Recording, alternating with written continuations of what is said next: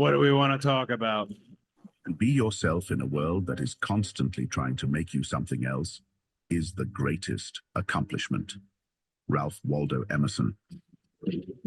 Welcome to the Bailey Show podcast, a guy show women love to listen to. Intellectually immature nonsense. That's BS. That's BS. BS. Yes. That's BS. Okay, man, let's do it. Yeah, here it is, episode 163 of the BS. Thanks for being here. My name is Jason Bailey. There is the B-Man, Brandon Thrasher. Well, how do you do? I'd be good. Good. And there is Mr. Chuck Lunsford. How are you, Chuck? Good day, sir. How are you? Good day. Good day to everybody. Yeah. You know, since we started doing this again, I guess we can say again, even though this is the thing that trips me up. This podcast has been going on, but people think we're doing it again, I guess because of a new cast and just a different way. But the podcast has been going, and it still is driving me a little bit nuts. I know we discussed that last episode, but I got to tell you, when we record this, my time, West Coast time, I'm up at 5:30. So it's like I'm going to do a morning show, and I love it. I absolutely love it. I can't sleep the night before. I get so excited because I love doing this so much. And in my head, I'm like, oh my God, we're going to do this. We're going to do this. We're going to do this. But unlike, we just kind of stick to just a couple things and we move on and we do another episode. Unlike a radio show where you're stuck there for 4 hours and you got to have all this content that gets drowned out because you only have so much time to say it.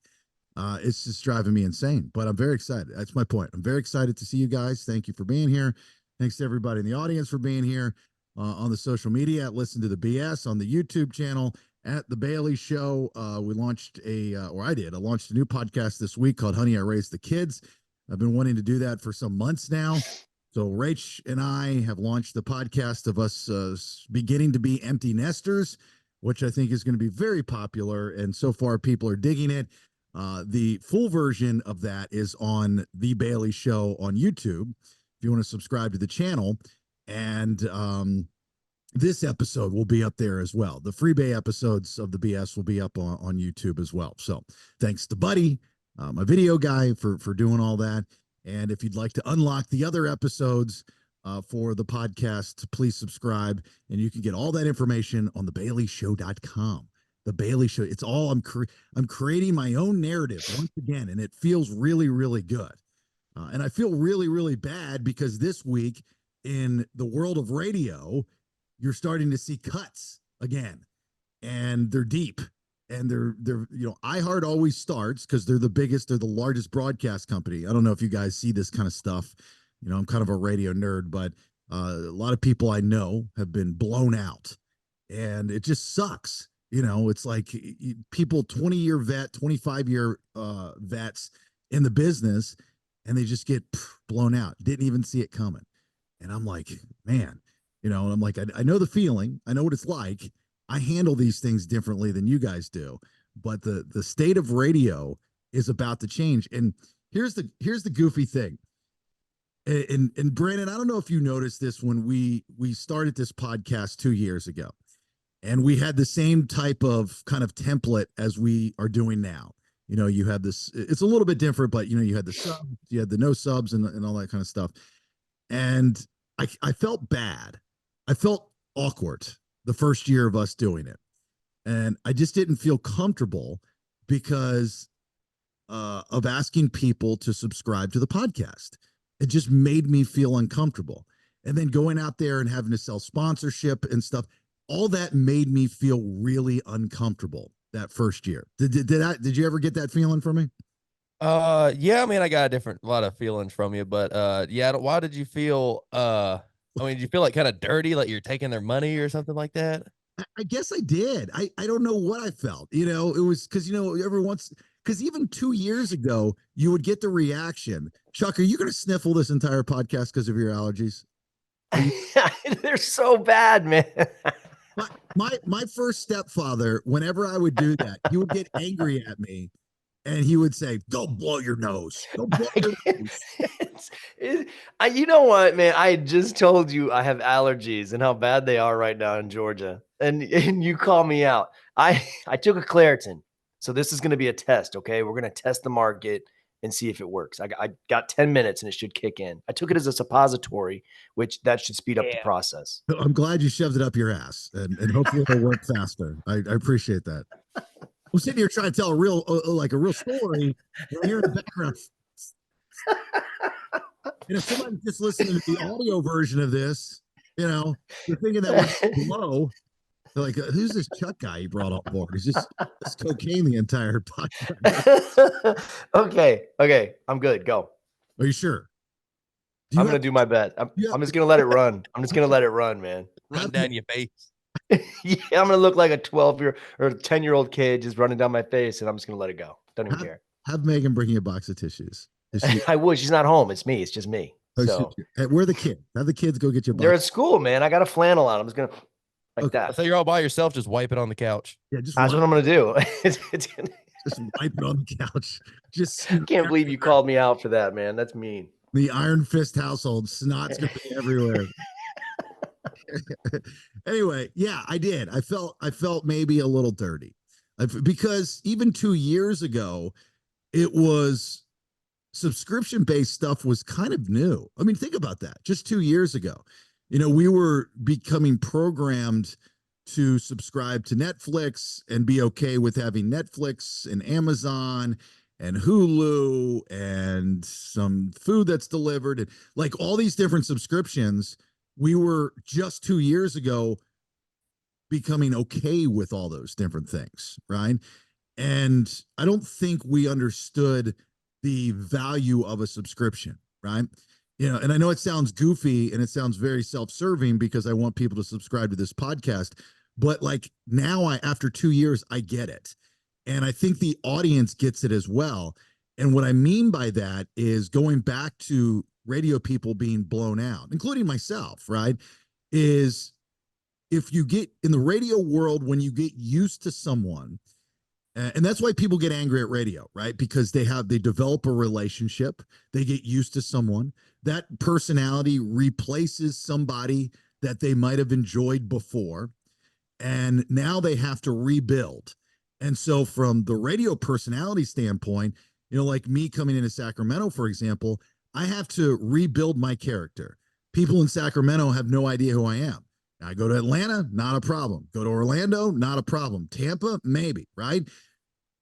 I have to tell those same stories over again so people know who I am and try to recapture that magic that I did in other markets, bigger markets. And I was starting to do that here. And people got used to it. And then after a very short period of time, no longer there were, decent number of people in the audience that we had built upset about that. I'm just using me as an example of radio personalities across the country for forever and ever. And then when they are gone, they're gone. Radio very rarely lets you say, hey, goodbye, thank you. This is where I'm going. Now, the issue is, and I brought this up 2 years ago, I brought this up 5 years ago, is that radio personalities no longer have to just disappear into the night.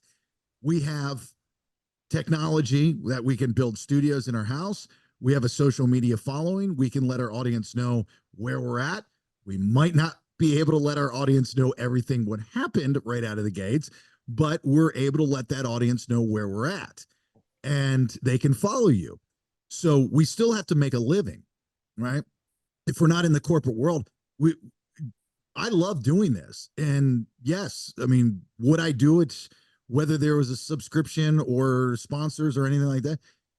Yeah, not as much. I wouldn't be getting up at 5:30 in the morning West Coast time and doing this and then spending all day on the computer editing and all those types of things. I mean, that's a lot of work, right? So like when we ask people to sub, we're going, okay, this is how we make a living and you're never going to lose us. And don't tell me you lost me the last year, because you did.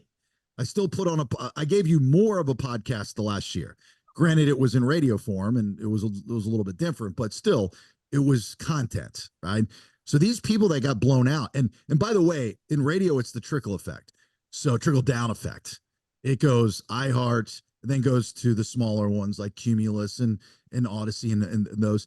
So those layoffs most likely historically show will be coming soon. And I just hate to see it. I hate to see it for the personalities, especially the ones that I know. I hate to see it for the audience, and I hate to see it for the business. The business is dying. And again, when I can tell the whole story, I mean, I guess I can tell you a little bit about this. I've always been a big fan of podcasting, and this last year, going into the situation, I made it very clear I was a big fan of podcasting. Unfortunately, not everybody in the business understands podcasting and digital. I mean, to the point where they don't want to understand it, and they out loud say that they hate it and they don't like it, and they're very old school, they're archaic, and they don't want to adapt and change and those types of things. That I think worked against me with certain people. But funny enough, the day that I parted ways with my last employer, I had a friend of mine that worked in the building in management that stopped me on my way out and said, Jason, nicest guy in the world. Jason, I got, or no, Bailey, everybody, Bailey, I got to tell you a story. I got to tell you something. You're going to love this. I said, okay, what's going on? And he says, all the managers yesterday, we had a meeting with digital corporate. And I said their names because I'd been working with them on different things. And he goes, yeah, those guys. And we all thought, because no one, with the exception of maybe one of the managers, is digitally inclined, right? The rest of them are kind of, this is a small market. I mean, this runs like a small market, here in Sacramento. It's built like a small market. And so they're not quite up to speed on everything, right? And so he says, I thought we were going to have a meeting on how they're supposed to help us sell digital, because none of us know how to do it. We don't understand it. So I thought that's what the meeting was supposed to be about. I said, okay. And I said, so what happened? He goes, well, instead, the whole meeting was about you. I said, it was about me. What did I do now? He goes, no, it was good. They used you as a template, as a blueprint on how it should be done. And I said, what? He goes, yeah. The whole meeting was about you. And they were telling us that if you want to do it right, follow the Bailey Show's template. And matter of fact, they're using you as an example for the rest of the company. And I said, what?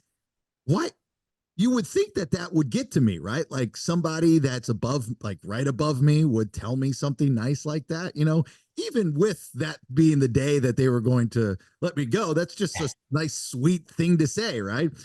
And so I said, well, that's great. I said, well, what is it that I do right? Because for this past year, I haven't heard one thing that I've done right. What is the one thing that I've done right since I've been here? And he goes, everything you do, the format of the podcast, how you promote the podcast, with the little teaser clips that Video Buddy does. And, and he didn't say that, but I'm just throwing that in there. And all these little things that Branden, you and I have been doing since day one, right? All these little things that we do on social media, the little clips, now you've become not just a pro, but a super pro at social media and all those different things. I've gotten better, so on and so forth. Chuck's Chuck. How are they so far behind out there? And we also say, I feel like we talk about this often, that radio is dying, but it seems like there's a surplus of people if they can just fire them and then hire new people. Like, where do these people go? Like in COVID, when all these people just disappeared and now these jobs still don't have people working at them. Like, where do they go? Is it just a revolving door? Like a group of people get fired for a year and a half and then they wait for the next group to get fired and then they just keep switching roles and everything? Is that kind of how it goes? Yeah, I mean, if you want to move, but radio personalities are done moving for the most part, I think. I know I am. I mean, I got one more move in me, and I know exactly where I'm going. But I think for the younger generation, they're okay, and that's who radio wants right now. They want the younger generation. I think they're justifying it in their heads going, this is the next generation of radio. But what they're actually saying is, this is the next generation of radio that will work for cheap and that we can control and tell them how to do the creative side of things, when 98% of them have never done it nor know how to do it. And I stress, not know how to do it. I mean, I've worked for people that have literally sat in a room and said that they're sorry because they failed me because they don't know how to do their job. I mean, so that is real. It's just the wrong people are being put in that position. I said the same thing in Atlanta. You have the wrong, you have a lot of overzealous people that are living through the personality because they never got the chance to do it. And then if things aren't going the way they want, they go to the science of it. Is, we've got to make sure the whole reason that's not working is because you're not going into commercials at 12 after. I mean, that's the whole reason. It's nothing to do with, anything else. I mean, everybody else is perfect. It's just you and that 60 seconds that you're off. That's what's tearing everything down. Like, what? No, it's not. I think it's probably the 65-year-old program director that's way out of touch and wants to play shit from the 90s every day. Well, you can always make the argument about music and so on and so forth. There's always going to be an argument there. But my point is I'm not shitting on radio because I love radio. It's just radio is killing itself. It's absolutely, and they know it. And that there's that damn thumbs up that automatically pops up on my thing. Even Zoom knows what I'm talking about. Even Zoom knows that I'm correct. But radio will go to these, and this will be a tough one this year. Every year there's a radio convention called Morning Show Boot Camp.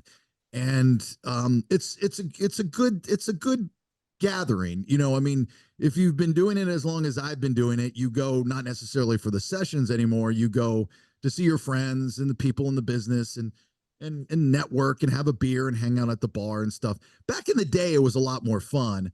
Maybe it was because I was younger, and you would go into the sessions and you would swap ideas and listen, and everybody was cool and having a good time. Now everybody's stressed and tense.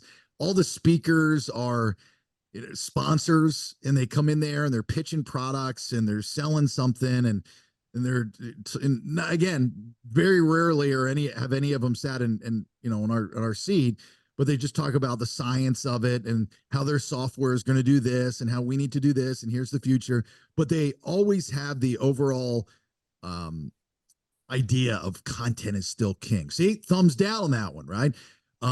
That content is king, and that's not true anymore because they don't allow personalities to give content, and they try to get into your head. And for younger people, they allow it to happen because they just want to make a name for themselves. Me, I don't give a fuck.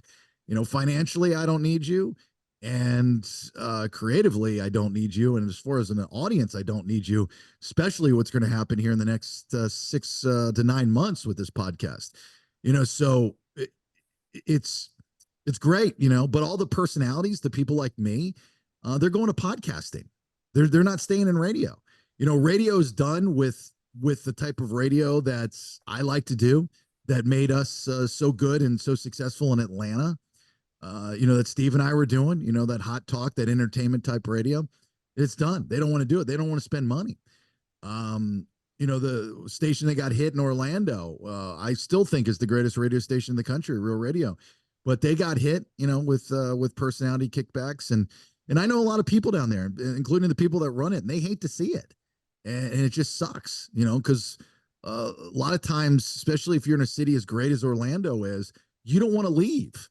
And that means that you can't find another radio job. There's only a handful out there. And if you do, you're not doing the same thing.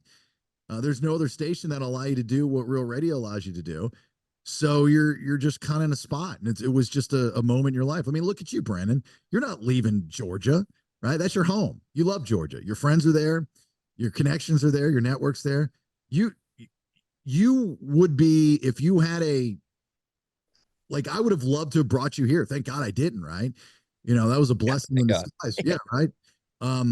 but you on the radio are amazing. You're great. You're fantastic. I mean, you can make and break a show. I think. I mean, that's how good you are. You know, just because you're goofy and you're funny and you're likable. You know, I appreciate it. Yeah, I probably wouldn't. I don't think I'd move unless it was for a, substantial amount of money. But that's kind of like what I was going to ask is, do you think it's a money problem now when all these radio stations are trying to keep these veterans on and they're having to compete with like social media for ad space? Like why are some advertise? Because that's where like most of the money comes from, advertisers, right? On the radio, all the money. Sure. So like there's now you got like Spotify ads, you got Roku ads, you got ads you can put everywhere. Do you think there's some of these ad agencies are like, let's kind of pull away from radio and go to these, visuals on social media and whatnot. And then these radio stations don't have enough money to keep these veterans. So they're just bringing in the young talent that think, oh, I still want to do radio. It's the greatest thing ever. And they're like, all right, we're not going to pay you fucking shit. And you're going to do exactly what we say. And they're like, oh, sounds good to me. well, I think it's a bigger picture than that. I mean, one, there's not enough money going around in any market like it used to. So the money's just not there. One, two, a lot of advertisers would rather spend their money in the digital space because it's cheaper. You get more for your money. I mean, you can track your analytics, so you can target people a little better. Radio for the most part kind of lies. I mean, they'll, and a lot of time you've got bad salespeople.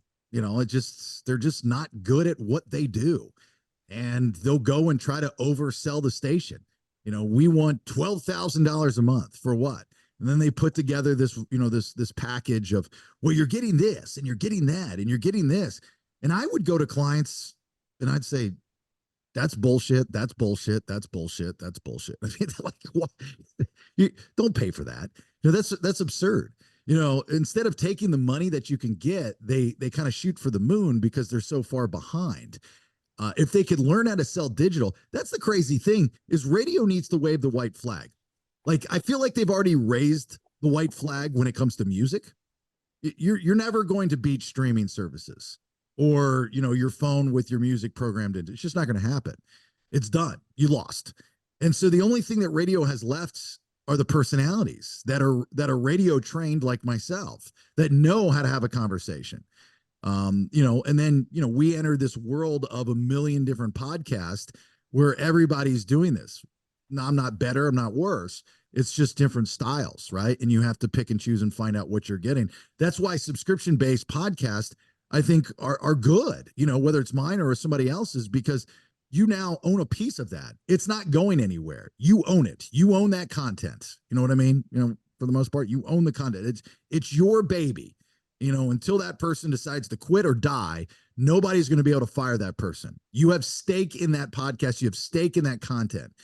But radio's not embracing the content that they have access to, their roster. There's tons of great personalities out there that can provide content. Just not all of us want to do it by their rules. So that's the problem. But I will tell you the future of radio, if you want to hear it. The future of radio is a couple different things. One, podcasting is the future of radio. If you think I'm bullshitting, Google, I don't remember the company, but Google podcast on the radio, and you'll see there's a company out of the UK that's now entered the United States and is already accessing certain radio stations. Radio stations you'll see in the next 5 years, probably way before that, are going to start putting podcasts on their radio station. They will either hire people to chop it up, the content. It's the same thing as syndication, right? There's a show, we're going to syndicate it, blah, blah, blah, do whatever you want with it. We're paying the rights for it. Pennies on the dollar. Just like, the RPM method in Spotify or any of these networks where they pay pennies on the dollar. Artists, musicians, Chuck, you're a musician. You've got music on Spotify and iTunes and stuff. You don't get paid shit for your downloads, do you? Nothing, man. Yeah. Distinct Grace is an amazing band, and they've got tons of music out there on the internet, which you should go and get. And if you're in Georgia, you've probably seen Distinct Grace, and they're great in concert. They're great live. These guys are awesome.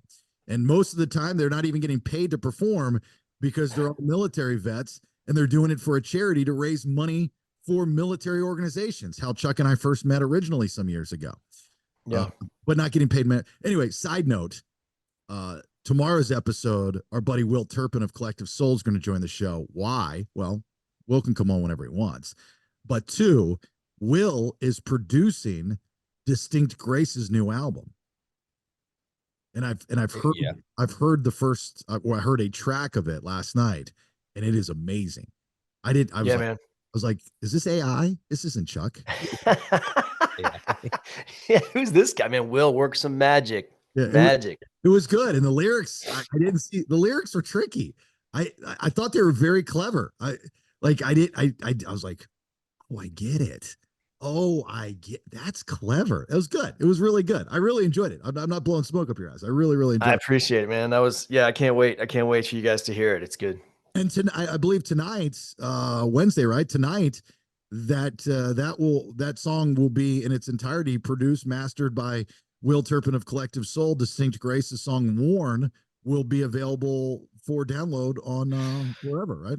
That's it, man. That's it. It's the title track off the new album, and we got 3 more songs to release, and then the album is complete. And I'm telling you, man, it just he took it to a whole new level. And when Will Turpin is in studio with you, and he's like, "Hey, man, do you mind if I play bass on this track?" I'm like, yeah, man, knock yourself out. And then he texts you and he goes, "Hey, dude, I'm thinking about doing some backing vocals with you. Is that okay?" And I think my text actually read, world-renowned rock star request to, sing backing vocals on your song. Yeah, no, dude, I'm not comfortable with that. I'm like, shut up, dude. You can replace my vocals if you want. Like, you do whatever you want.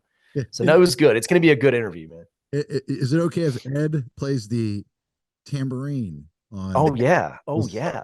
There actually was one tambourine hit in the song. Man, because when I heard it, I'm like, why is there one tambourine? It was just like an odd.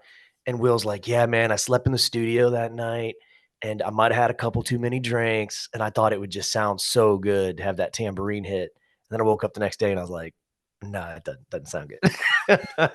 So anyway, there's some good stories. So he'll be on tomorrow. But the podcasting on the radio is going to be the future. Okay. I'm telling you this right now. It's already happening. And don't be shocked if it happens with us, to us. The next thing is AI. Very simple. I'm using it for some of the imaging here. As much as I hate AI for the sake of killing radio, because radio personalities will be replaced by AI. Oh, there's already that girl. Have you? It's called Rachel AI or AI Rachel.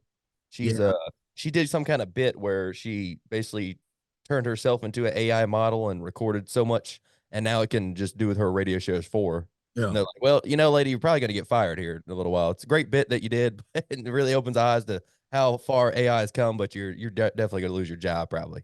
Yeah. You know what AI and radio reminds me of is the lady who actually lives in Atlanta, North Atlanta, who auditioned some years ago to do the voice of something called, well, actually, she didn't even know at the time. She didn't even know why she was there, but she ended up getting the job, getting paid a flat fee. And then she later found out she became the voice of Siri. Yeah, I remember that. And I've met her. She's very, very nice. And but she doesn't get residuals. She got a flat fee, which was very, very low. And that's it. And so radio personalities, you'll be hired possibly to be the voice of, if they even need that. Like there's websites that I go to for imaging for this show that are free, copyright free, royalty free. And they have different names with different inflections, different tones, and I do the imaging. And when we start adding sponsors to the podcast, I'm going to use the AI as well, just to have a difference of voice. And I can just write the copy, and then I can produce it, and I can put it on here, and this shit's going to sound professional. It's so one side of me hates it because it will replace people in radio.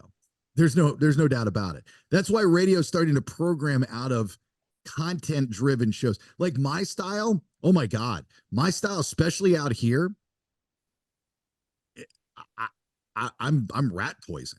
Like things that I say are just so crazy and so zany and so edgy when they're not. I'm far from that. And but you did what? You talked about girls? You talked about girls on the beach with bikini on?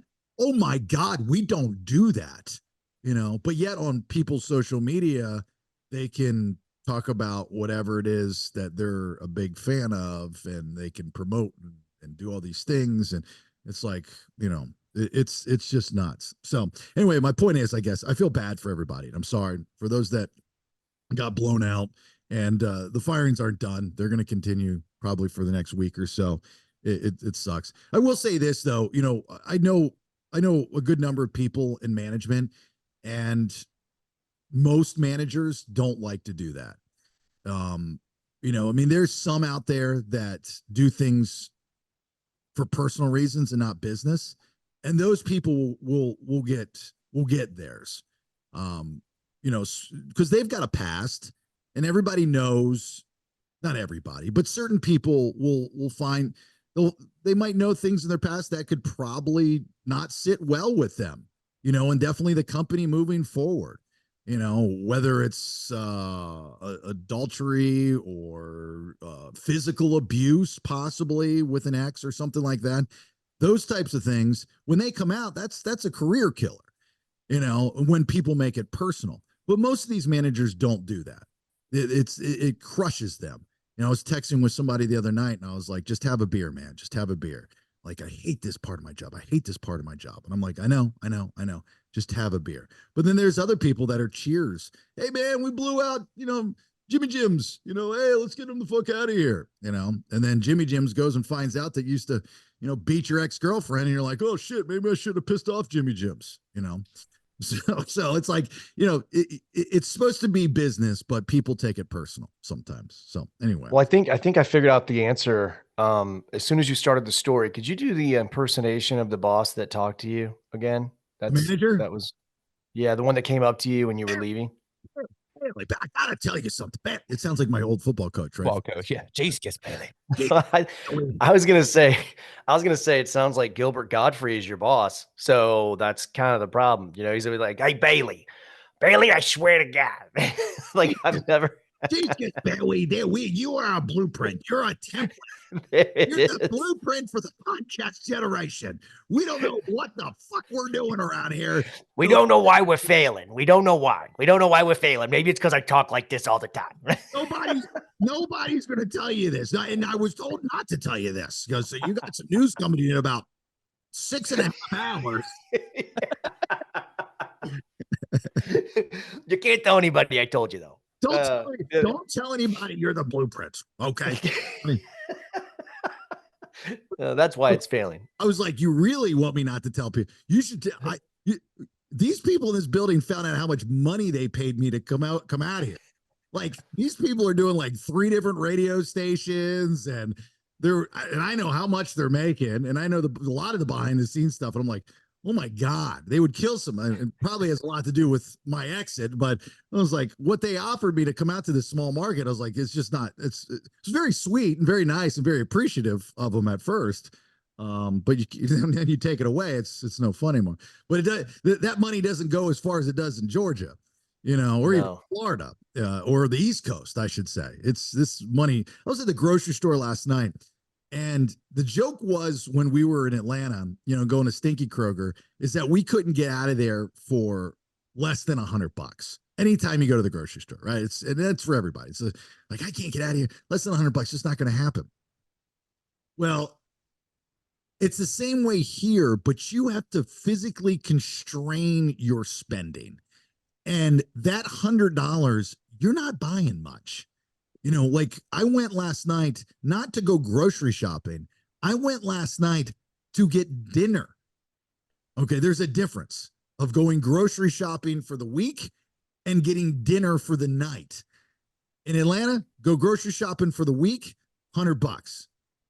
I went to go get dinner, and it was $100. And I'm not buying filet mignons or anything like that. I literally bought spinach and cheese ravioli. Now, it's the nice ravioli, granted, but it was spinach and cheese ravioli. I got a couple energy drinks, which put me over the top. I know it was 2 for $5. I bought 4. That's $20 extra that I did not need to spend. It's very, very fucking expensive. It's expensive to live in this state. That's why people are leaving. And I've very rarely do I meet people that live in the state that love it. Like, you go to Georgia, people love Georgia. I love Georgia. you know, but people will fight tooth and nail for the state of Georgia, which is cool. I like that. You know, it's like, and I feel like I'm a lot Georgia. You know, I was there for 13 years. So I love the state of Georgia. People don't fight for California. Even people that were born here, they're like, get me the fuck. You know, this is what somebody told me the other day. He goes, if I could move, I'd move. I said, were you born here? Yeah. Because you don't want to stay where you were born? No. And just, where do you want to go? Tennessee. Why Tennessee? I don't know. I just want to go. I'm like, okay. It's a difficult state to navigate, man. It's brutal. It is. Trying to figure out to just get every city's different. Every, you know, region is different. The finances of the whole thing. God forbid if you got to buy some paper towels or toilet paper. I mean, you might as well just take it, put it on the credit card, and just hope that you don't got to buy it again. Take a lot of showers, I guess. It's expensive, man. And then you can't water your lawn half the time. I don't know. I don't want to crap on California, but it's a hard state to navigate. You know, Brandon, I said earlier, you know, it was a blessing in disguise that I didn't hire you to come out here, right? But was it? I mean, if you were out here now, granted, we would be technically unemployed, but you would you would be in the Golden Scissors studio, West Coast location with me, and you would have not gotten arrested. Oh, it's hard to say I wouldn't have got arrested. I think they're a little more lenient over here on the crazy shit I do. I don't know how well it would have went over there.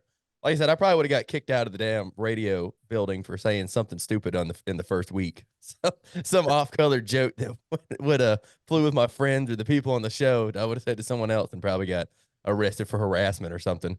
Oh, bullying. Yeah, bullying and harassment and all this. I was targeted, and that's what they do. They target you. So, you know, if they start to not like, you know, your personality or your edge or whatever it is, they start to target you. That's the term. They target you. But yeah, you and I kind of two peas from the same pod for the most part. I mean, you know, our filter's very, very thin, if any. That definitely would have happened. But you would not be a convict right now. I think, you know, you would have been close to me. I could have kept tabs on you. Unlike you getting arrested. What was this now? 3 weeks ago? Yeah, about 3 weeks ago. Yeah. It's been okay. So about 3 weeks ago, Brandon gets arrested in Noonan, Georgia. Right. Yep. Noonan. Yep. At the bar that I got kicked out of in September. And then I went back 3 weeks ago. I thought everything was good. The bouncer said I was good to come in. And 5 to 10 minutes later, I'm getting kicked out and dragged out for trespassing. Yeah, trespassing. Yeah. Which I talked to a county cop yesterday because they're doing some kind of stakeout behind our house. They say it's not for me. They say it's for the crackheads in the woods. But I asked him about it. He's like, yeah, that seems really stupid if he let you in. He's like, I think you'd be able to get out of that. But we got old Tyler Watkins on the case right now. Okay, so Tyler is taking, yeah, that's what I'm thinking. I don't know if it's entrapment. I think it was a mistake. And How about just trapped? Like they just like put a sign up and we're like, hey, Brandon, we got free beer here. It's fun. There's girls that want your number. And then he's like, okay. And then he goes in and they're like, you're under arrest, stupid. You know, like it's not entrapment, but he was trapped. Is it really? That's what I would say. Is it really that difficult to entrap Brandon Thrasher? like, is it that hard to be like for Brandon to not go to the bar? Yeah. I mean, that's the larger question. Like he knew it was a problem. If you're even questioning walking through, like you're like, man, if I go, I could be arrested. Well, see, I didn't really want to go. I really want a beer. I was like, look, he's gonna let me in, or if he does let me in, I'm gonna go in. I'm gonna chill for just a little bit, and I'm gonna get out of there. And it was the same bouncer as last time, son. He's like, he knows me by my first name, and he's like, yeah, you're good tonight, man. So he let me in, and then I got fucked by him. Really, the city. Dipping your toes in the water, man. Took a bite of the apple. I think you were trapped. I mean, who's going to be able to avoid a bar in Noonan, Georgia? How many other bars are there? Let me yeah, you can't avoid that. Let me write that down, Brandon. That's a new t-shirt. I got fucked by the bouncer. I like how he said you're good tonight. Yeah. You know what? We're going to drop the charges tonight. Yeah. You do whatever you want, son. That should have been your first warning. Don't come back tomorrow. Tonight is a special night. Brandon Thrasher's allowed in the bar. But guess what? I got a surprise for you. I'm not telling the truth. So you will be arrested. Oh, Oh, it sounds like the owner had law enforcement on standby for like weeks for you to come back. And the cops were like, look, man, we can't come every night. He's like, well, when will you be here? We'll be here on Friday. Okay, perfect. Call Brandon, tell him he's good for Friday. And you just fell into the trap, dude. It could have been worse. Like if you walked outside and, you know, Chris Hansen stops you and the cops tackle you in the gravel. Yeah, it could have been worse. Could have been worse. But no, they started hiring security out there when they closed one of the 4 bars down in downtown. That was the rough one, the biker bar that was getting fights every night and people would get stabbed or shot on a yearly basis. So that whole crowd came and they had to hire them. But unfortunately for me, now they stand outside the whole time. Yeah. So did you have to pay a cover charge? No. Oh, that's good. You shouldn't have to get paid to get arrested. Yeah, that's the rule, right? Entrapment, you don't pay the cover. I guess not. No, They let him in for free. You get free cover tonight. I heard My Brandon, luck's changing. I heard Brandon started to feel like something was up when he starts talking to people and everybody else paid a cover. Like, you guys got a wristband? Where's my wristband? Why's mine a different color? You're not going to need one. And the DJ at, you know, wherever he's at, Club Howdy's in Noonan, Georgia, is going, hey, everybody, welcome out. It's Entrapment Friday nights. Here's Like, your you get a metal special- wristbands. Yeah, so you get a special wristband, the metal one. Yeah, 2 of them. Connected. Yeah, they're nice. So Everybody- why were you kicked out of the band, or why were you kicked out of the bar in the first place? Like, what made you, I guess, prohibited from entering the bar ever again? They cut me off one night, and I had another buddy start getting me drinks over there, and apparently the bartender saw that and got pissed off. I've been kicked out a couple times, but usually it's every 6 months, and then I don't go back for 6 months, and I get kicked out. It's on a cycle. Everybody put your hands up in the air except for Brandon Thrasher. You put yours behind your back. Hey. So you just got kicked out for somebody buying you drinks. It sounds, I don't know, man. Nothing violent. You didn't like poop your pants on the dance floor or something? That's fine. No, never got in a fight with anybody there. Yeah, no. I mean, I got in an argument with the bouncer before when he kicked me out before. That's about it. And then I'd go home, and then I'd come back and try again. They'd be like, nope, you're kicked out. And then I'd wait 6 months, and then they're like, all right, you're good tonight. So Chuck, you might be asking yourself, why don't you go to another bar? Yeah, well, yeah. I mean, at this point, I mean, drive more than a mile and just hit something else. Uber, maybe. I don't know. Just avoid the bar. I asked them the same thing. I guess there's 3 bars in Noonan. Yeah. You don't like the other 2. No, we go to the other 2, and then we try to, and then I don't go to the last one. Then all my buddies do, and I'm like, no, I'm going to go home. And I do that for 6 months at a time. And then I'm like, all right, fine, I'll go with y'all tonight. And then I I get guys, fucked. man. Yeah. I did that too. I changed clothes before an outfit on a Halloween. Tried to go in. They weren't buying it. Chuck, I've got a business idea for us. All right. Yeah. Chuck's a business guy. I like to think I'm a business guy. We should open a bar in Noonan. Oh, yeah. Sounds like it. And just don't let Brandon in. Yeah, right. Well, He's obviously trouble. we'll just say no Brandons are allowed in the bar. Like that'll be our No, your name's Brandon. You're not allowed in. check IDs. No Brandons. No Brandons. I'm about to be in the skybox, like looking down on people, like surveying, like, hey, that guy looks like some stupid shit I'd do. Get him out of here. You're going to be the bouncer. We're going to make you the bouncer. Yeah, we'll make Brandon the bouncer. Yeah, actually, Brandon, you can be in charge. We'll change the game. Noonan. How about that? In Noonan, because you grew up there, right? Yeah. Uh-huh. Okay, so all these people that you see at the bar are all these people that you went to high school with and that you've grown up with your entire life? Some of them, yeah. Yeah. Some people I don't know. Do they talk to you, look at you? You ever get a vibe? They're going, hey, he grew up the way I thought he'd grow up. Sometimes, yeah. Yeah. That's kind of the vibe. You go on social media and and you look at everybody and you just, I don't know if it's, very rarely am I shocked by what's happened to somebody. You know what I mean? You'll see somebody from your past and you'll go, I saw that coming. I really did. I really did. I saw that coming. Maybe like 2%, 3% of people that I grew up with that I did that. So I'm assuming Brandon, just knowing Brandon for as long as I've known Brandon, people saw that coming his senior year. They're like, there's a good chance you're going to be hiring Tyler Watkins in 2024 to try to get you out of whatever bar trouble you got in Noonan, Georgia. in his Hey, I'm doing- yearbook, he was most likely to criminal trespass. Like, got it, nailed it. Yeah. Did you win any awards like your senior year? Like, were you most funny guy or whatever it was? No, we didn't do that. I don't ever remember doing that. Mock elections, isn't that what it's called? Mock elections. They didn't have any hope for anybody in Brandon's graduating class. There was no future in the yearbook. They just left those pages blank. They're like, there's no promise. This person's not going to be most likely to succeed. This person's nowhere as funny as he thinks he is. This guy, no, if anything, all these people's lives are going to go to shit.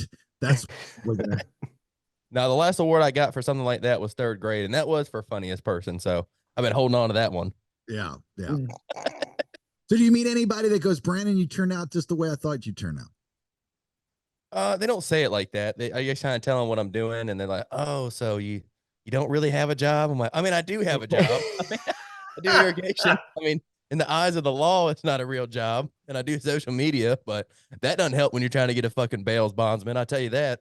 Yeah, I will say I struggle with that too, you know, and I'm older than you, obviously. So I come from the generation of, you know, you work, you make your money, you retire, and that's kind of ingrained in my head. Chuck, I think, kind of the same way. Now, Chuck's got advantage because he served his country and he gets a paycheck from the government till the day he dies. And you know, insurance to go along with that, which is great. Me, I don't have any of that stuff. So, you know, when I tell my wife, I'm like, you know, I'm unemployed. She's like, you're not unemployed. You're a podcaster. I still can't grasp that term.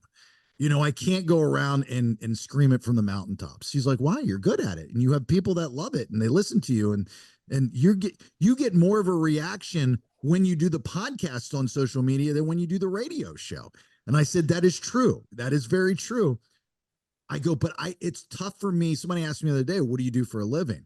And I always have to throw in there, well, I'm a radio personality and a podcaster, but I'm not a radio personality anymore as of right now. I mean, I will here shortly, but I'm a podcaster first. I'm an entertainer. I don't know. I got to come up with a different term. Remember, I struggled with this when we started the podcast, Brandon. You remember that? Yeah. The whole unemployed thing. Like, I don't think it's the real job. And we're all like, yeah, I don't think it is really, but it seems fun and it makes some money. Yeah, it's fun and it makes some money. Yeah, it's like it's different, right? You have to really, like, before it was like 80% in, maybe a little bit more, because I knew eventually I would probably go back to the terrestrial lifestyle, you know, but I would still continue the podcasting. Now that's changed. And I know people are going, oh, I heard that before, Bailey. No, seriously.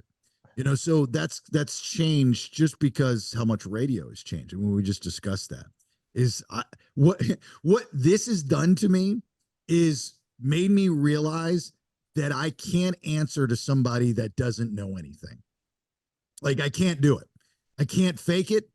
I'm too honest and I'm a helper. So I'll add my 2 cents. Nobody wants to hear Jason's 2 cents. They don't. They'll say they do. They should, because I'm smarter than most, but they don't really in all actuality. So I can't deal with that. You know, I can't leave my future into the hands of incompetent people. And so I'd rather control the narrative. And when I say control the narrative, lean on the backs of people like Brandon Thrasher. My future lies in the hands of Brandon Thrasher. And the social media expertise of one Chuck. I've been iron fisted at a gay bar in Seattle. Oh God.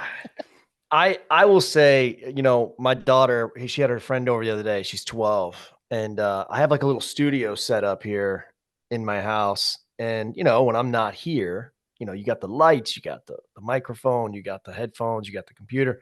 So this girl goes, I'm outside. And she goes, so what's all that stuff in there for? Like, what's going on? And I'm like, oh, I'm doing a podcast thing. She's like, oh, is that what you do for work? And I was like, no, I do it, you know? And she's like, oh, do you make good money doing it? And I was like, oh, no, not really. And she's like, well, how much do you make? And I'm like, well, nothing. And and I got like this 12-year-old like looking at me like, dude, this guy's a loser, right? So now I got to like come up with another story. And I'm like, I'm going to start like, I don't know, we're going to have to start reviewing toys or something to make some real cash. But no, I know what you mean. It's it's weird to say it. It's weird. We're still in the part where it's transitioning, and radio, like you said, is becoming archaic. So podcasting is kind of the future. You know that. But there was also somebody that was sitting in their house one day inventing a CD, and he's like, yeah, man, these are going to replace cassettes. And everyone's like, dude, you're an idiot. That's never going to replace a cassette. Well, that guy was a genius. But until it takes off, you kind of got to be like, yeah, I'm doing podcasting. So we're ahead of the feel curve. you. If this makes you feel any better, Chuck, we're ahead of the curve. So it's not. I hope. Yeah. No, we are. I mean, like, Branden needs this, man. He's got to get his lawyer paid. fuck Branden, I need this. I've got a family to feed. All right. No offense, buddy. I love you. You ain't got kids no more. You just got you and Rachel. You ain't got a full family. You done cut it in half. Yeah, you don't have to Food eat. You supply. don't have to eat. I got 5 dogs and a gambling habit. That's true. So, like, bear with me. Let's spread. But like subscription rates for this podcast, I posted this the other day and I put it in the newsletter. They're up like 256% in the last 30 days. And that's because of you two peers. I mean, you guys are awesome. And I appreciate it. I hope you go back to the beginning of the podcast when we were talking about subscriptions and stuff. Like, we're now accepting having numerous subscriptions. And the way that I'm going to do sponsorships moving forward, I'm going to kind of rip off the blueprint from Amazon Prime, to be honest with you. But, I hope you understand that the reason we have subs and the reason we're doing it is I'm not trying to money gouge. I'm just trying to make a living. I'm just trying to eat. And so, and I'm trying to grow something into something bigger. And there's so many cool opportunities for us that are real. I mean, they're absolutely real. Because I've been having conversations with the people that make them real. So, the longer that we can, Zoom even knows, thumbs up again. It's going to be a thing, coming up. So I'm excited, like, this is cool. Once we get this house sold, which is on the market now, we had to change direction a little bit.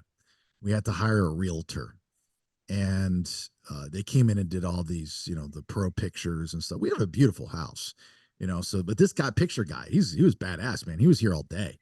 We had to move everything, had to clean everything. And he came back at night to take pictures of the pool at night with the lights on and the bubbles going and stuff. This guy was the real deal. The pictures are beautiful online.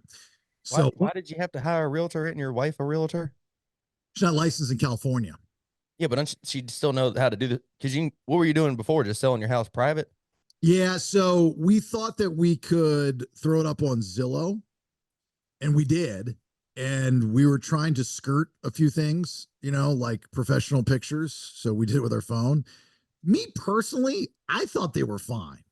I mean, like, if I'm going to buy a house, I can look at a picture and I can go, okay, like we're looking at houses and where we're going to move. And if I just see a lot of pictures of outside, I know that's probably not a good house, right? Outside's great. We got 3 pictures inside, but look at 75 pictures of the yard. You can kind of tell by the story that they're telling, And so, the pictures that Rach took, I thought were fine, but there's certain angles and certain things that makes the rooms look bigger and all the lights and all this. And I get it, like, I've been buying and selling properties since I was 21. So I get it. I understand it. But the big thing is where the housing market that we're at it's called Roseville. The city's called Roseville, and it's east of Sacramento. And it's in between Sacramento and Reno and Tahoe. And what's happening is so many people with tons of money are migrating from the Bay Area, San Francisco, because that place is a hellhole. It's extremely expensive. I mean, it is, I believe, the most expensive city in the state of California to live. I think I read that one time. I mean, it's way expensive, like ridiculous. It's so expensive, rich people can't live there. That's how expensive it is. And why you would want to live there, I have no fucking idea. You just have people going and stealing whatever the fuck they want. You see it on the news. You know, these stealing flash mobs that'll just go in there. The crime is ridiculous. And that's because of the state of California and how it's run and who runs it. You know, it's that, you know, that whole babying, the whole state's like this. Oh, share your feelings. It's not your fault that you stole that Gucci bag. There must be a reason. Let's find something to blame it on. You want to do COVID? No. Okay. Let's talk about your upbringing. Oh, or maybe your is it because your sexuality? You just don't, you're not sure. That's probably the reason you stole the bag. It's okay. Yeah, it's okay. Just go about your business. That's the state. That's the mentality. You know, there's literally, if this state were a person, they wouldn't be able to reproduce because they've got no balls to hold their semen. I mean, that's how bad it is. And the people that live here know it, you know, but the people that buy into it, they don't get it. You've got a bunch of phony balonies that walk around with their clearance outfits on, you know, thinking that they're thugs and they're tough guys. They're not, you know. And then you've got these confused people that don't know what the fuck they are, know what bathroom to go into. You know, one time they're this, the next time they're this, now they're this, and now they're this. You know, you got everybody that needs somebody, or, you know, it's like, oh, I gotta have this. I gotta have somebody in my life. Oh my God, oh my God, they're mad at me. Oh my God, are they my boyfriend or my girlfriend? I'm not sure what I am. Fucking give me a pronoun. Ah. You know, you got all this shit going on. So they're moving over, and I want them, and I want all these people. They're buying all these properties in this area, and in our neighborhood, we're the only house for sale. And we're the only house that's got everything. We got a pool, we got a jacuzzi, we got bedrooms, we got a nice house that's been renovated. So hopefully we'll get somebody, you know, somebody from the tech world that comes over here, sends over their lackey, and they go walk through the house with their phone, and they say, "Hey, Kim Wong Twong, do you like this place?" And they're like it. And they're like, "Okay, cool." And they're like, "Give them money." And then you're out. Like it. I like it. And then they tweet about it. That's it. I think personally the biggest selling point of this house is we're fucking 9 minutes away from a casino. Like, that is awesome. Like, Thunder Valley is 9 minutes from my house, and I take the back roads to it. It's great. See, thumbs up again. 9 minutes from my house. So that is not a huge selling point.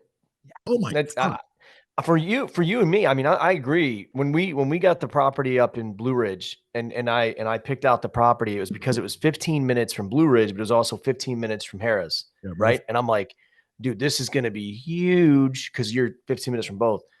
We have been advertising this cabin for 2 years, and not one time have I had somebody be like, "Oh my God, you know, the casino, they care about Blue Ridge, they care about hiking, they care about all that jazz." But I just think that degenerates are few and far between when it comes to gambling, and you're holding out for apparently an Asian gambler. So unless it's Shohei Ohtani's interpreter, I don't think you're going to get a like it and then head into the casino. You know what I mean? Like, so I don't think that's a selling point. And actually, casino brings in a lot of riffraff, man. You got to worry about the crime, all the homeless people, all the people like Jason that lose all their money and live on the streets. I don't know.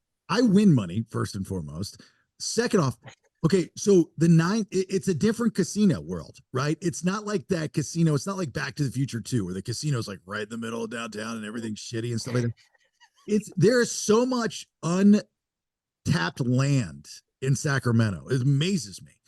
And so this casino's out in the middle of like nowhere, but it's 9 minutes away. It's that close, but yet it's that far away. So when you're driving to it, you're literally driving through nothing. Like, there's just land. So there's nowhere to have riffraff. Like, it's an Indian reservation. It doesn't have to be on an Indian reservation. Isn't that the jam? Yeah, they have a tribal council. Yeah. Yeah. So you can't do anything wrong. You're going to end up buried in a hole somewhere in the middle of the desert. Yeah, the Indians, they know what the fuck they're doing. Like, you fuck up on their land, the laws aren't the same on tribal land. It's tribal laws. And it's like, if you step foot on a reservation, if it's their way or the highway, literally. The federal rules do not apply to tribal land. So Yeah. go fuck up at the casino and see what happens. It's not like noon in Georgia. So Brandon, you go out there and you mess around at that bar, dude, you're not even on the show anymore. Like we don't even know who, like you're gone just because you showed me. And the bouncer's like, come in, have a good time, have some drinks. And next thing you know, you're gone forever. Yeah, And you're in a hole. You're ever. Yeah, we'll never see you again. Like He gone. we're gonna and then we're gonna go back to my house and ask the guy if he's seen you, and he'd be like it. Like it. Keep going. No more. I don't know. I think the Indians would like me. They'd kind of accept me like a Johnny Depp in that cannibalism tribe. No, but you can't. What? And you can't be eating their people, and you can't be sleeping with their girls. I don't want that. I think they'd like my hair. I got some Indian in me. I think my grandma You had some compared Indian in her. yourself to Johnny Depp. That's funny. You kind of look like Tim Tebow though, if like he was white trash and had a weird beard. Oh, really? Someone says I look like Trevor Bauer, that baseball player. Yeah, you got because of the hair. You don't think he looks like Tim Tebow? No, not at all. What? Yeah, you don't. Tim Tebow's got short hair. Oh no. Yeah, he's got a buzz cut. Yeah, so you look at Brandon Thrasher, Chuck, and you see Tim Tebow. You asked, just in the face. Just in the face. You asked me, do I see Tim Tebow in Brandon? Do Yeah. you know why I don't see Tim Tebow in Brandon? Why? Because when I look at Brandon Thrasher, I don't see God. Matter of fact, I see the opposite. It's not just Christianity, Tim Tebow. I'm talking about the face, man. I'm talking about the face, not the persona, not the lifestyle, just the face. Yeah, but you look at Tim Tebow and his face.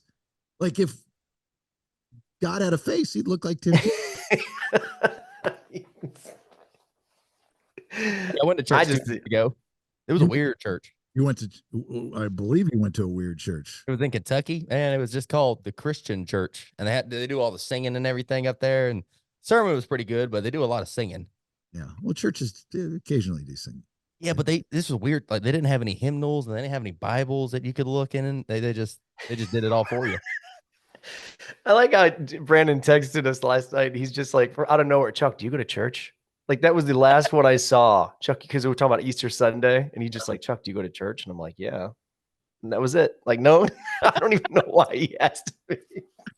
Yeah, you just continue the conversation. You really lived in that text. Like Bailey, you going to church on Easter? Yeah, he was all over.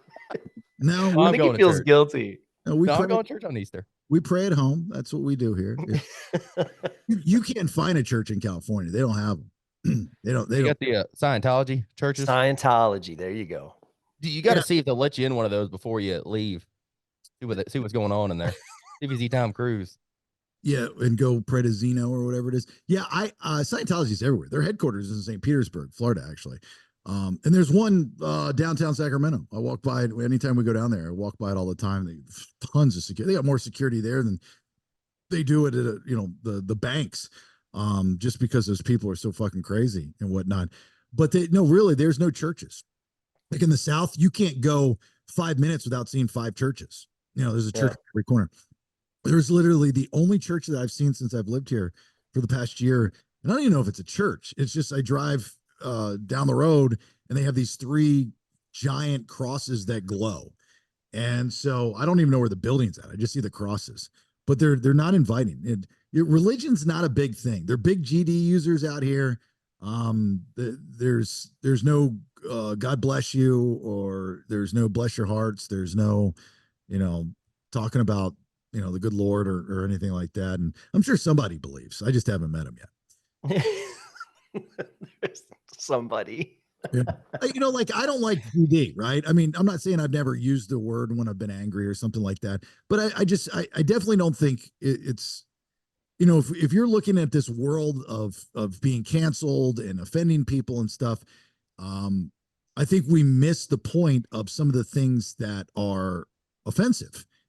So what I learned out here of me telling a story about something I've done in radio prior 20 years ago, that allegedly was offensive. Me telling a story that happened 20 years ago. Crazy, right? Because it involved wet burqas and muffs and naked women and stuff like that.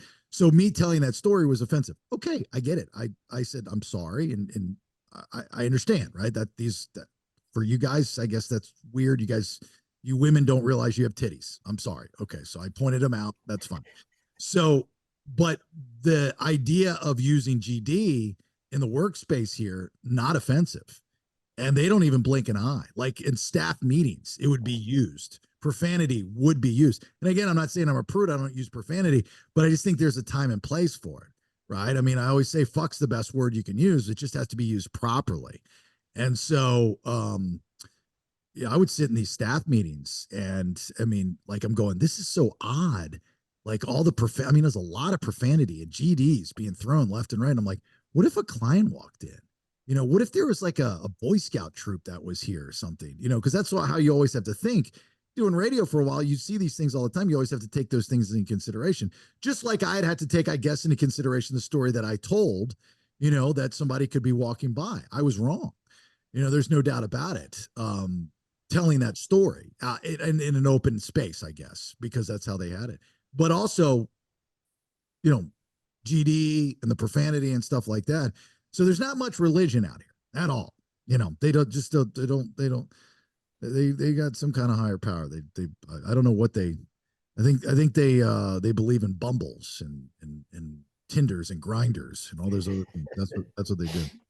All right, Brandon, let me find your old intro. I got good feedback on What's Up, Chuck. People liked it. Oh yeah, it's out. You released it. Yeah. Are you paying attention to this damn thing or what? Are you Hey man, it or what? I've been trying to get on Instagram all night. We'll talk about that later. Go ahead. Oh, good. You don't have a Chuck. I've been iron fisted BS. Yeah. I tried to do Chuck from the BS Instagram because you said, well, just do the same one for Facebook and this. And so I tried it and it's saying like, you know, you got to hit the agreement thing. And I hit it and it just keeps saying, you know, please try again. We can't complete your guidelines approval thing.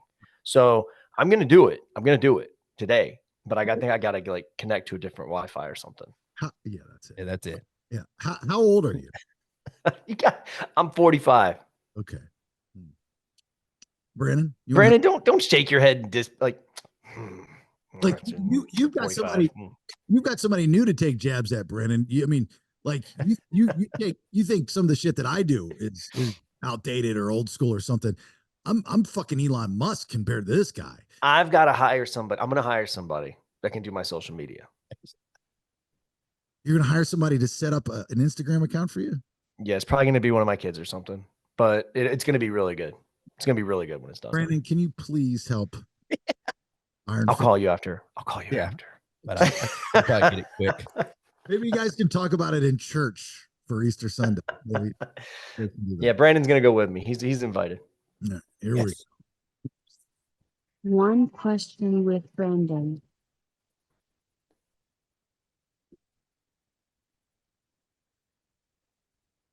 All right, Brandon, one question. What do you got? All right. So would it be more efficient in your life if you could run unlimited distances at 10 miles an hour or fly at 2 miles an hour? Why did distances sound like you had a lisp? Because I got a Zen in. I've got the question. Is it better to run a lot of distances and see the exit west wheels? Or is it better to fly for 2 miles? What was the question again? Is it what else? Be more fit? Would it? Oh yeah, take that out of here. Would it be more efficient in your life to be able to run unlimited distances at 10 miles an hour or fly at 2 miles an hour? What is that in your mouth, Dip? Zen. I am a Zenner.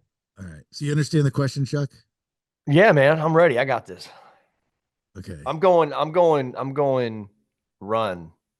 10 miles per hour is pretty fast, man. I mean, you know, you're rocking 10 miles per hour on a treadmill. That's hard to sustain for a long time. If I can go unlimited at 10 miles per hour, well, one, I'm smoking people on marathons. Probably going to have to stay within the continent, you know, because obviously I'd have to jump on a plane. But flying just seems like it would suck, man. You got to worry about birds and planes and getting hit by stuff and people shooting you and stuff. Does that make sense? Yeah. Dangerous, man. It's dangerous up there. it makes coming from an Air Force guy. Yeah, I can. A lot of stuff flying around. I'm running. I'm running. Yeah, the Air Force guy doesn't want to run. I mean, the Air Force guy wants to run. I actually think I'd fly. So, I mean, currently I can run 10 miles per hour. Oh. Unlimited distances. Dude. Unlimited.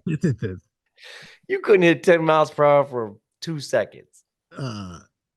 So I know what it's like, you know. I know what it's like. But we've all run, right? I mean, so we know that feeling, but we don't know what it's like to fly without being in a plane or something. So I think it would be, I mean, even 2 miles an hour is kind of slow, but still that would be kind of cool. You wouldn't have to deal with traffic, or you wouldn't have to deal with any obstacles. You know, you're talking about being shot down and stuff. I really highly doubt I'm going to get shot down. So, I mean, how often do you go outside and just see random people with guns shooting in the sky? It just, at least But you're not flying, you're floating. I mean, at 2 miles per hour, you're floating, you know? Yeah, but you're going in a straight line. You know, if you're running, you got traffic, and you got, what if you got to run through the hood? You know, that's bad. You definitely gonna get shot. You're then. running 10 miles per hour. But still, 10 miles per hour, you might think is really fast, but it's not that fast. If somebody's, you know, on a Vespa or something, they can chase you. I'm gonna run, man. Okay, I'm going to fly just because I've never experienced it before, and I would enjoy it. I don't need to get somewhere quickly. And here's the other thing. This is the big one. I don't think you took this one into consideration, old Iron Fist, is you're going to be really sweaty, like even more sweaty, because you're running at 10 miles per hour. So let's just say you're trying to get what it would take you. If you're going 100 miles, going 10 miles per hour, it's going to take you an hour to get there, right? That's the math. 10 hours, right? And yeah, No, not 10 hours. 10 miles an hour. That's 1 Yeah. hour. You're going 10 miles. 100 divided by 10 is 10. So Thank you, Brandon. 10. That's it.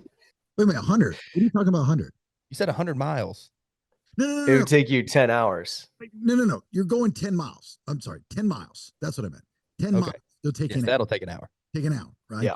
You're going to be sweaty in 10 miles. That's a long ways, right? 10 miles. Yeah. For to run, it's a long ways. So you're going to be sweaty, really sweaty. So when you get there, you're going to have to shower. You are going to probably be tired, right? You're going to be I mean, your body can only take so much. So you're going to have to rest a little bit. I think if you floated it in all actuality, the time, you're not going to be as sweaty. You're going to have a breeze hitting you. You can get there. You're not going to be tired because you're not flapping. You're just floating. You're flying. 5 hours. It's going to take you 5 hours. You're going to be dehydrated, hungry. You're probably going to have to crap on somebody on the ground. It doesn't even make any sense. Yeah, but you're going to be spending so much money on shoes running. I mean, think about it. You're going to be blowing through a pair of shoes a week. And if you can fly, you know, you ain't got to buy a drone. You could like just go up there and take cool pictures and whatnot. Be a And you peeping save money. Tom. Oh, yeah. You'd save money at the beach when you want to do that parasail thing on the boat. That's $150 you're saving right there. Yeah. You just float up. Can you imagine going to the beach and some girl's taking a nap and you just want to like spy on her and you just float down and you're like an inch from her face and you're just staring at her and then she wakes up.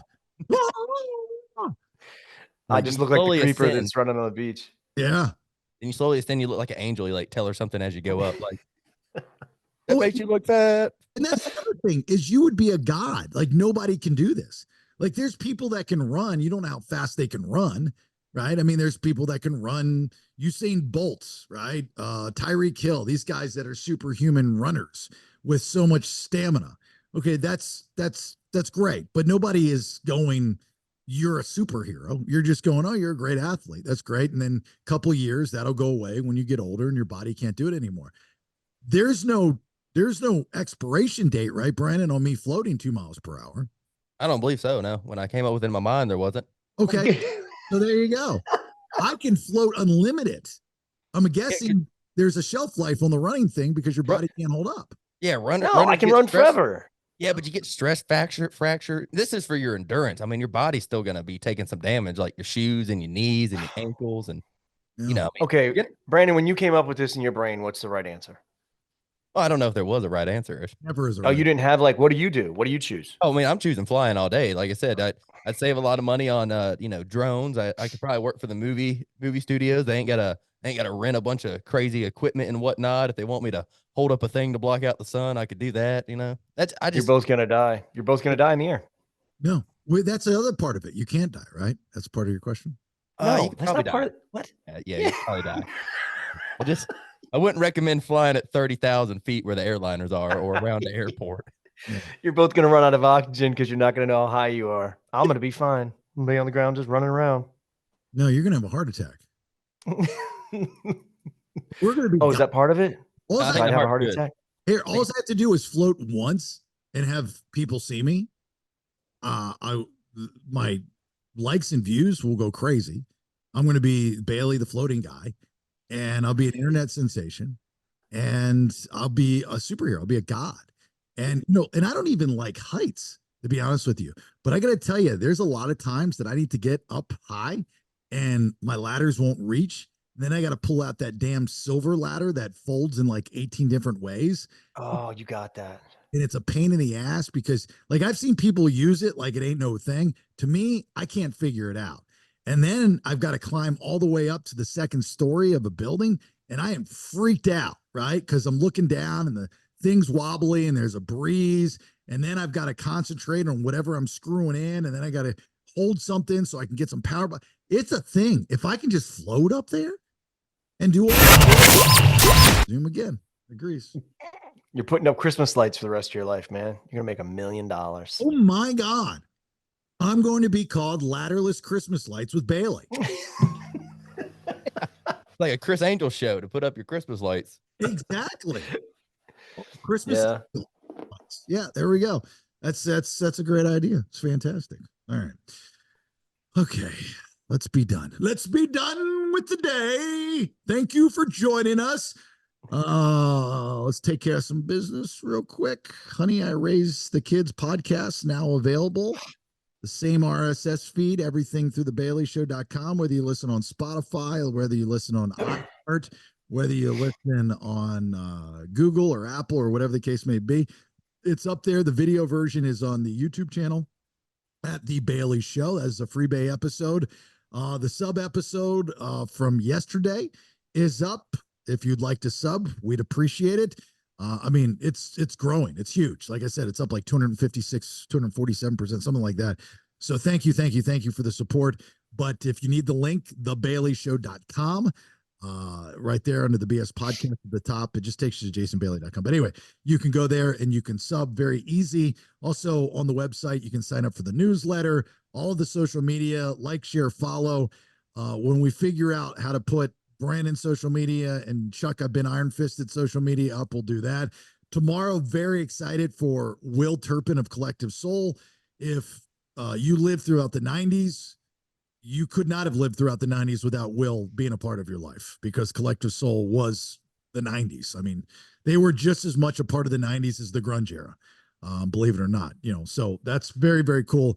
Because Chuck and his band Distinct Grace, they have a new song mastered by the great Will Turpin, which you can get today on iTunes or wherever you get your music, right? So go and search for Distinct Grace, and the song is called Worn, and download that. Download a bunch of it, all right? It's a great song, and it's well mastered. It blew me away. And I know Chuck for a very long time, and I'm a fan of him and his music and his writing and the performance that he does with Distinct Grace and all those guys. This one outdid himself. This is badass. Really, really good. And I am a big critique of his music. He comes to me. He knows who's got an ear for the music. And that's the kid. Remember that last song you gave me? And I said, what do you got to do? You got to add a black girl to it. Yeah. I send you some songs and I'll be like, hey man, this is a rough mix. What do you think? And then Jason will like actually text me back like bullet points. Like he actually like cares, So last night when I sent him the Warren song and I'm like, I put in the text, Jason, and I said, hey, I'm going to bed. Talk to me tomorrow. Like, cause I knew he was gonna like text me, a page of just like, well, I like this, but it could happen 10 seconds earlier. You know what I mean? So I'm like, and I get this ding, and I'm like, oh gosh. So I lean over in bed and I look, and Jason's like, dude, that is badass. And I was like, Yeah. all right, we're good. I actually woke Megan up just to tell her, I'm like, Jason said it was awesome. You know, What's and the she's clearance? like, eh. Here, here's the thing is like, I very rarely ask anyone's opinion on things. Now, I trust you guys, so I ask your opinion on stuff. I definitely ask Brandon's, on social media and some of the stuff of the show. He's got a good ear and a good eye for that kind of thing. But outside of my circle, I won't ask. Unless I trust you, I won't ask. But when I do ask someone's opinion, I want them to give me feedback, and I want them to do it in a timely fashion, and I want them to be honest about it. So I take a lot of pride and responsibility for when people ask my advice on things, which is very rare, because people want to do their thing. They're stupid. They should ask, right? Especially if I know what I'm talking about. And not that I'm a music genius, just been around it and I'm a fan. But when you ask me my opinion on your craft and your art form, I take that very seriously, because I don't want to wait. And I don't want to just say, fuck it, I'll get to it when I get to it. Like I look at that as a huge responsibility that you've given me. And you've spent a lot of time and effort. I'm being dead serious about this. You spent a lot of time and effort in putting into this song. Will's put time and effort into this song, and you are asking my opinion. Okay, well, I got to take that seriously. So I went and I listened to the entire song as soon as you sent it to me. Like I came into my office and I listened to the song. And I sat down, closed my door, and I was like, I got to focus on the song. The only thing I probably should have done is listen. You usually should listen to it 2 or 3 times. But the first run, I was like, this is amazing. I will tell you this. I got halfway through the song. I got to the second chorus, okay? Or the second hook, right? And I went back and I started it over again because I think I missed, and it was probably my speakers, but I wasn't, some of the words, I was like, am I missing the story? So I went back to make sure I was not missing the story. And I was right. I did not miss the story. And that's why I said to you, I was like, God, that's clever. Because it was almost too clever, where it was like so simplistic, it's too clever. And it's not a shot to you. It was just, there were words that you used that aren't normal in a song. Yeah. And so it was like, at first I'm like, is this too easy? And I was like, no, simple's good. Keep it simple, stupid. This is good. And then I was like, and then as you get halfway through the song, you're like, oh, I understand what he's saying. I get what he's saying. Oh, I understand what he's saying. So it's good. Yeah. Good. And then of course you have, because you are a military vet, because you're very patriotic, you're very proud of your country and everything that you've done, and your brothers and sisters that have done. There's that in there, of course. And I love that part of it. So that's good. Anyway, all right. More on that on tomorrow's episode. All right, Brandon, you got anything before we get out? We have hit a total combined following of 1 million. Thank you all. We really the BS. Oh, no, man. Across everything, my social media platforms. Oh, Brandon Thrasher has. Yeah. Appreciate it. I thought we did. I thought something happened. We'll get there. Yeah. Okay. Well, I got to blow up stuff, right? Yeah, that helps. They want to smashing shit I don't need to take back home to Georgia. Well, there's a few things I'd like to possibly blow up. Oh, yeah. Do it in California. People will love that. Oh, yeah. Do it in your backyard. Okay. So what do I do is I take something and I say, I'm going to go blow this up. I'm going to beat it up. I'm going to break it up. I'm going to burn it up, and then don't follow me. Right. Yeah, you got to do the day one though. So people are like, oh, there's going to be a day 2. So I got to follow now. Let's say, hey, I'm out of here getting ready to burn it and blow it and scrape it and scrap it and break it. But tomorrow it's going to happen. So follow me. Yeah, you could do that and give it a shot. Sounds like it'd work. I'd follow. Okay. Day 3, what do I do? Nothing. Day 3, you just start throwing stuff in your pool. Batteries. Return the batteries to your pool, or return the batteries to the ocean. That's a good one. Oh, watch this. I got the neighbor's kid. I'm going to throw him in the pool. Watch this. All right. Chuck, you got anything? Yeah. Continue to follow me on Chuck from the BS. I'm up to 30 followers. I believe I'm pretty much at Brandon's level. And then Instagram, when we get done with the show today, Brandon's going to hook me up. So I should have 3 followers by the time we do the next episode. It's going to be huge. Be I mean, one you guys need, you want to get in early. Yeah, you want to get in early. You want to Yeah, I mean, I'm gonna have to cut it off. I don't know if there's like a max of followers, Brandon, but I'm sure there is, and I'm gonna hit that. And I think people want to get in now before I hit that max. Yeah, you really, yeah. You better get on Chuck's socials where they fill up. Only accepting a few. Yeah, Yeah. Chuck on Instagram is like getting in Amway early. It's like that's how important it is. It's gonna be really good. I actually, when I did it today, and I was trying to do the disclaimer, and I'm like, what's gonna be my first post? And I was like, I should go live. I don't know if that's a thing, if you can go live on Instagram, but if I you don't think can do that right away. Oh, well, I'm gonna do something like that for my first. It's gonna be something you want to see because it's probably not gonna be up very long because I'm gonna have to take it down because it's so stupid. You sold me, man. I can't wait. Yeah.